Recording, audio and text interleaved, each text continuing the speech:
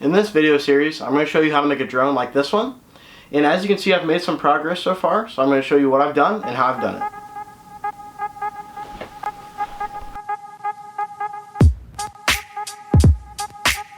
This here is the ESC, or electronic speed controller. On the left hand side of it, you have 3 wires.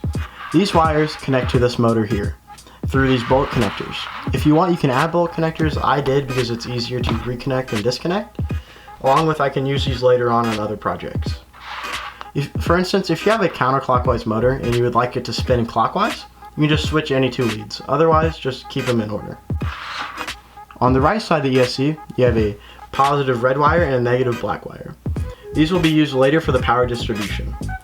Here you have a white and black wire with a pin connector. This just connects to the flight controller and allows the whole drone to really just be controlled by a remote.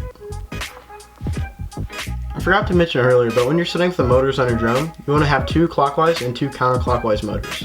These will lay diagonal from each other, so clockwise, diagonal from clockwise, counterclockwise, diagonal from counterclockwise. This white square you see here is the flight controller.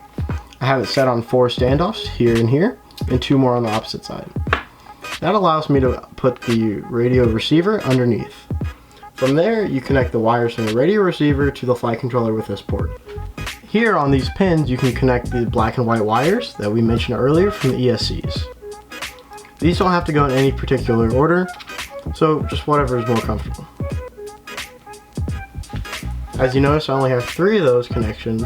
There will be 4 on the final drone. I just have 1 ESC taken off for explanation.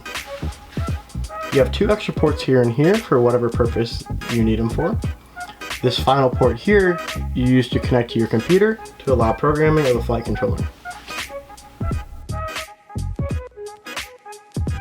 I would like to show all the parts that we talked about on the drone. So here we have 1 clockwise motor.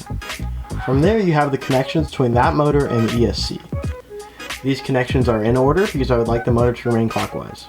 If you would like to switch the rotation of the motor, just switch any 2 leads.